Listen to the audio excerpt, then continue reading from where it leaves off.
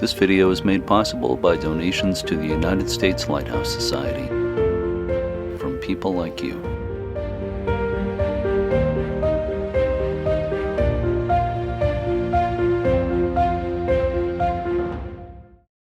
I think maybe Jinx, the dog, sets up there pretty high in my memories.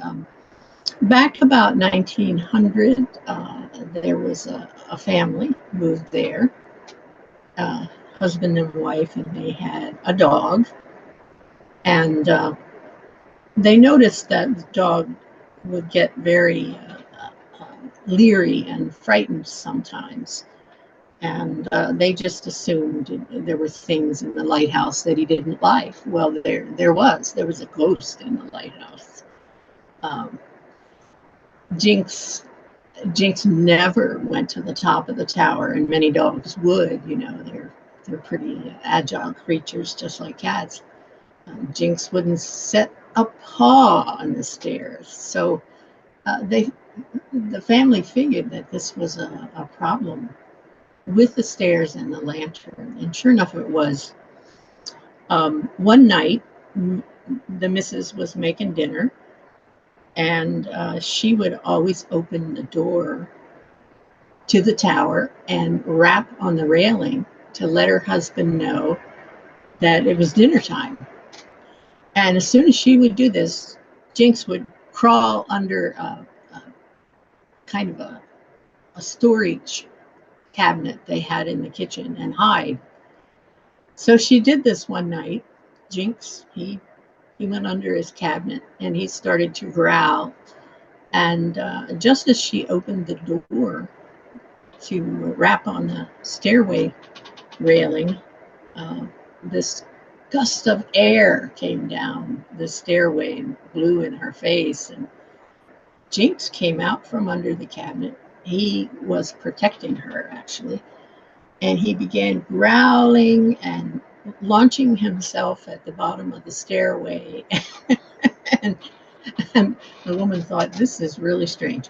So she went up the stairs to get her husband, and he was on his way down, and she told him about all of this. And he said, oh, yeah, I was told there's a ghost in the tower. That's probably what Jinx is upset about.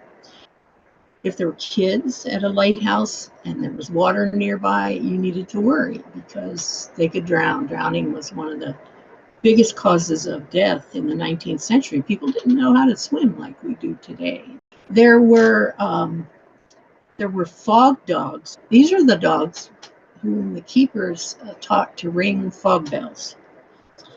I think they did this just to amuse tourists. Certainly at Wood Island in Maine, this was a big deal. Boaters would go out there and stop, and they'd ask Keeper Orcutt to get his dog Sailor to ring the fog bell. And the dog would go over and grab the rope on the bell clapper and clunk it against the side a few times. And the tourists were much amused by that. And then there was Spot at Owl's Head Lighthouse. He was more than just a fog dog. I think he was a Springer Spaniel. And he belonged to the family of Augustus Hammer, who were there maybe in the 1920s. And Millie, their daughter, grew up with this dog. He was like her sibling almost. And one of the things that just was amazing is he knew to ring the fog bell when ships were passing in all kinds of weather. But he did all kinds of things. He guarded the children. He was a good watchdog. I mean, he was everything that a dog ought to be. And he broke many hearts when he passed away. They buried him down by the old fog bell, which is gone now. I think of Minnie Patterson from Canada. She was at I believe it was Pachina Point Lighthouse along the coast of Vancouver Island. Back about 1909, there was a ship called the Coloma that was trying to pass along that west coast of Vancouver Island in a really bad storm. And she wrecked, Well, since the telegraph line was down, Minnie, she and Yarrow took off on foot in this storm. I believe it was a 9-mile one-way trail that she had to go. Yarrow went with her all the way. She got to this town, and the old supply ship, the tender Quadra, was there. And she let them know what had happened. And from there, they took care of the rescue.